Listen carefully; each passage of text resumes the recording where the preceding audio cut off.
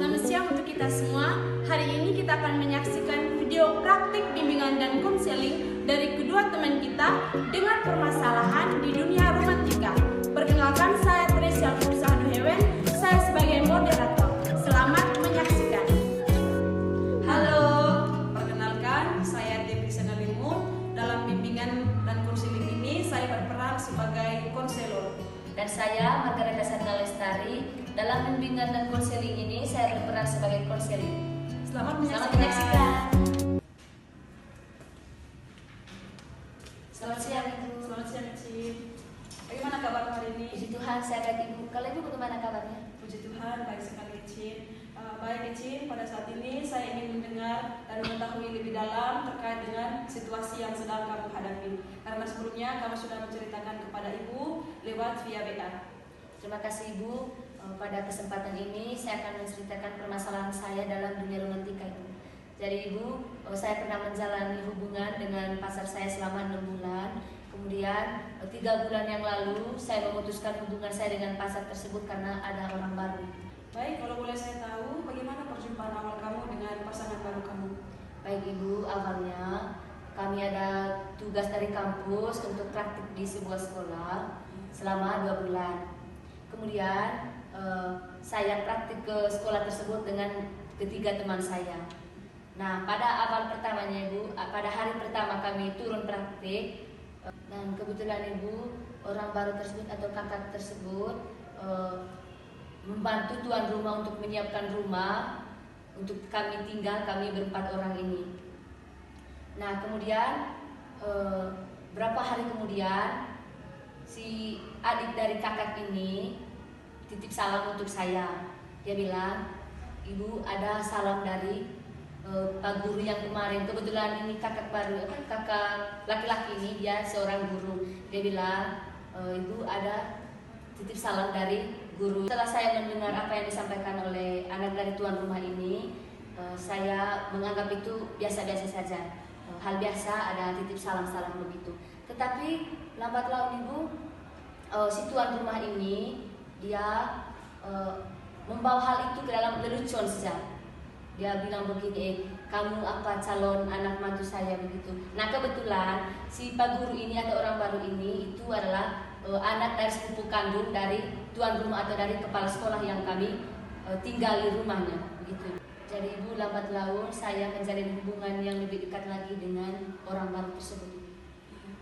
Kalau boleh saya tahu, apa yang membuat kamu yakin untuk menjalin hubungan yang lebih dekat dengan kakak tersebut, orang baru tersebut? Jadi Ibu, pertama kenapa saya yakin, kenapa saya menerima orang baru tersebut, yang pertama pada malamnya dia punya keluarga datang ke kami punya tempat praktik. Nah, kebetulan kan di kepala sekolah ini keluarga dekat dari bapak mamanya si Pak Guru ini begitu. Nah, pada malam harinya mereka duduk bersama. Kemudian tuan rumah ini, suami dari kepala sekolah ini panggil saya.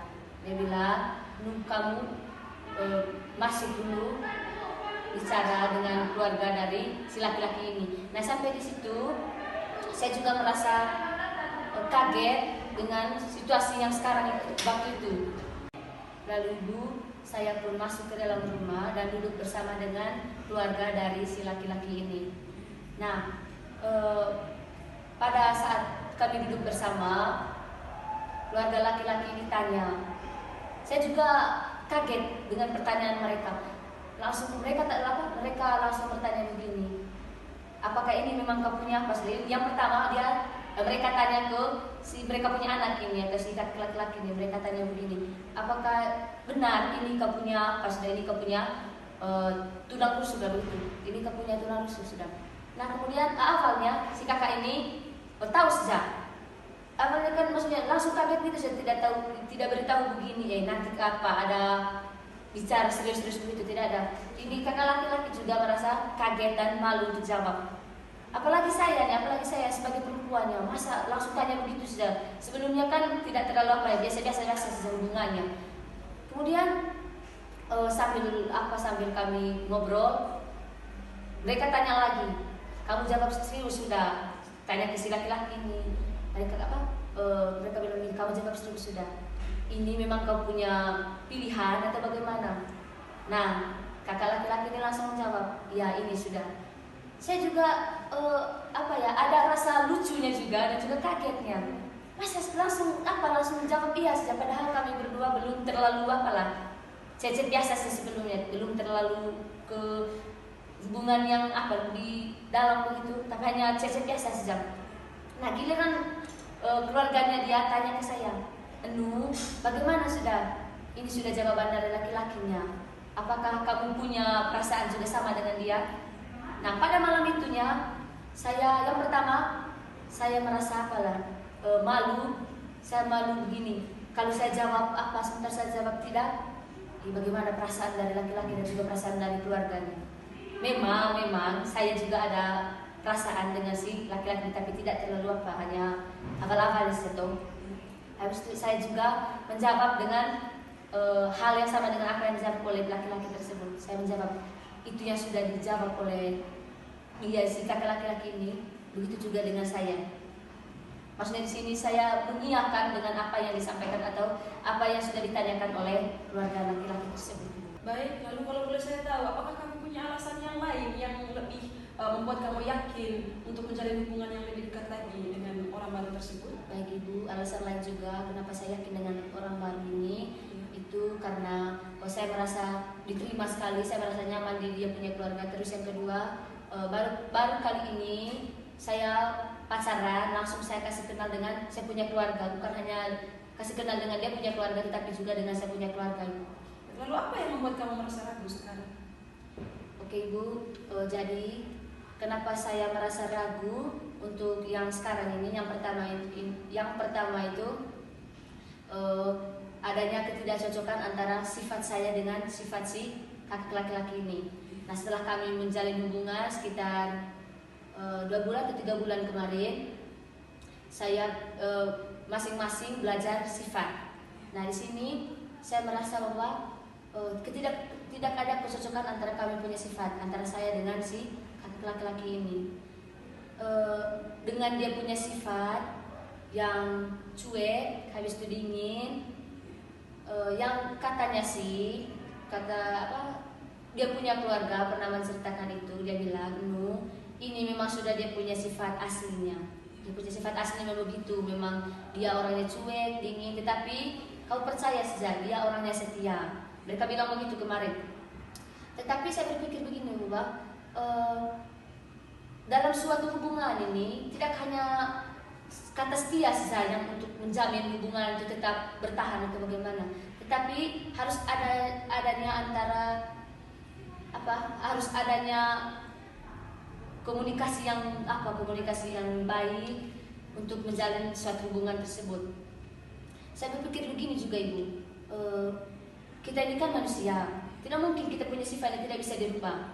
Apalagi dalam suatu hubungan ini, saya merasa dalam hubungannya kami ini, hanya saya saja yang ada dalam hubungan ini, hanya saya saja yang menjalin dalam hubungan ini, tapi dianya tidak.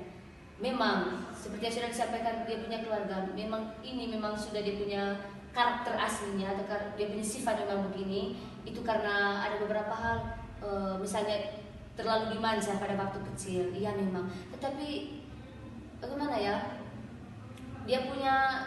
memang saya tahu dia punya sifat aslinya begitu, tapi setidaknya kan dia bisa menghargai saya dalam dia punya hidup. Kalau memang dia benar-benar mencintai saya atau mau memiliki saya, setidaknya kan dia bisa merubah dia punya sifat itu dari cuek, dari dingin apa segala macam ke hal-hal yang baik. Saya turut prihatin dan saya paham dengan situasi dan perasaan yang sedang kamu alami sekarang ini. Kalau boleh saya tahu, apakah kamu pernah menceritakan masalah perasaan kamu terhadap keluarga kamu sebelumnya atau kepada kedua orang tua kamu sebelumnya? Iya, pernah. Bagaimana tanggapan dari keluarga kamu? Kemarin saya pernah cerita masalah ini dengan saya punya kakak perempuan yang sulung. Saya pernah menceritakan hal ini.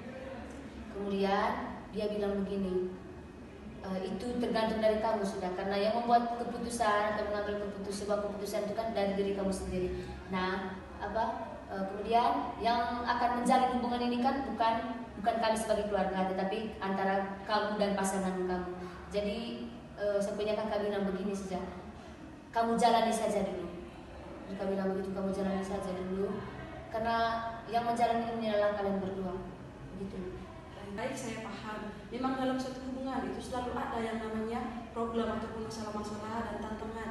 Sebenarnya tantangan-tantangan itu bukan suatu hal yang menjadi alasan kita untuk saling meninggalkan. Nah, alasan tantangan-tantangan seperti itu menjadi alasan bagi kita, menjadi refleksi bagi kita bagaimana kita mempertahankan hubungan atau mempertahankan hubungan kita dalam situasi-situasi yang sulit seperti itu. Nah, pada saat ini kamu hanya perlu memerlukan refleksi ke dalam diri, merefleksi perasaan kamu, bagaimana perasaan yang sebenarnya dari kamu terhadap pasangan kamu sekarang. Nah, sempat kamu singgung di awal tadi bahwa kamu merasa bersalah dengan pasangan kamu yang lama. Kalau boleh saya tahu, apa yang membuat kamu merasa bersalah dengan pasangan yang lama? Baik Ibu, kenapa saya merasa bersalah dengan pasangan lama saya? Yang pertama, kemarin itu kan saya langsung kasih putus Zaid ini, pacar lama ini, tanpa ada pertimbangan sama sekali, tanpa ada masalah. Hanya karena si orang baru ini saya langsung kasih putus si orang lama ini. Terus kemudian kenapa saya merasa bersalah?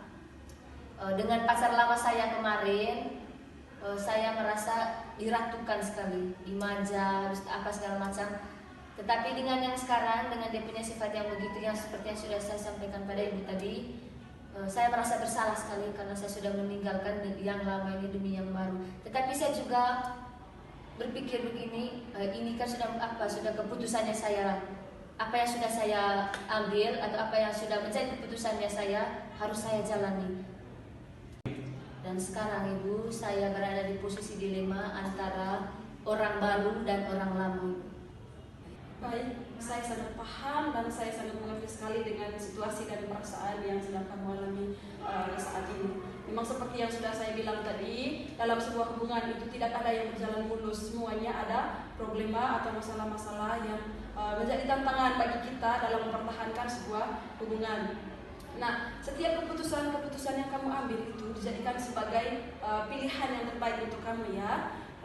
Dan setiap keputusan yang kita ambil itu, siapapun yang mengambil keputusan itu tidak ada benar dan salahnya. Setiap orang itu berhak untuk menentukan keputusan dan pilihan, termasuk dalam menentukan orang yang akan menjadi pilihan kita dalam untuk menemani hidup kita selanjutnya. Dan satu hal yang saya tekankan untuk kamu bahwa jangan pernah berbalik arah, jangan pernah untuk kembali ke masa lalu yang sudah kamu lewati, dan jadikan semua itu sebagai bahan refleksi, sebagai bahan refleksi untuk kamu dalam menjalani hubungan kamu dengan pasangan kamu yang sekarang ini. Dan kamu jalani saja dulu dengan hubungan kamu yang sekarang dengan kekasih kamu yang baru ini. Apapun nanti masalahnya, kamu hanya perlu memerlukan komunikasi, karena dalam sebuah hubungan itu yang diperlukan adalah komunikasi, komunikasi di antara kedua pasangan. Jangan pernah mengambil keputusan dari dalam diri kamu sendiri. Baik Ibu, terima kasih atas saran dan solusi yang sudah Ibu berikan kepada saya.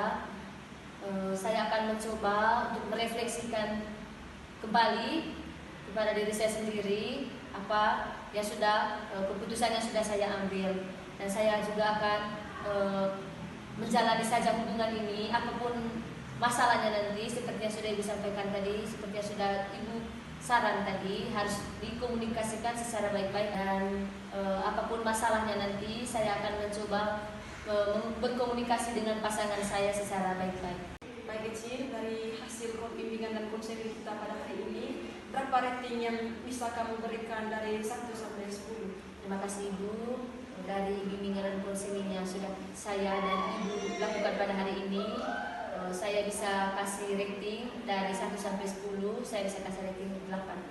Baik, terima kasih. Ya. Kalau boleh saya tahu, bagaimana perasaan kamu setelah melakukan konsultasi ini, Cin? Baik Ibu, perasaan saya sekarang setelah saya berkonsultasi tadi dengan masalah saya itu dalam dunia percintaan saya tadi, buat dunia romantika saya merasa lega dan senang sekali karena sudah berkonsultasi dengan Ibu, dengan saran dan solusi yang sudah Ibu berikan tadi, saya juga merasa senang sekali. Baik, puji Tuhan ya Ecin ya. Baik Ecin, kapan kamu bisa datang kembali untuk menceritakan terkait dengan perasaan kamu setelah kamu melakukan komunikasi dengan pasangan kamu? Baik Ibu, untuk sekarang saya tidak bisa memutuskan kapan saya datang lagi untuk berkonsultasi, tetapi saya akan berusaha untuk berkomunikasi secara terbuka lagi dengan pasangan saya, dan untuk kedepannya saya akan melihat dia punya sifat bagaimana, perubahan dia punya sifat dan sikap setelah saya berkomunikasi secara terbuka dengan pasangan saya. Nanti saya akan kabari Ibu lewat via WA. Baik izin, saya akan menunggu kabar dari kamu, dan kapan saja kamu ingin datang, saya akan ada di sini dan saya akan siap membantu. Terima kasih banyak Ibu. Ya. Saya pamit.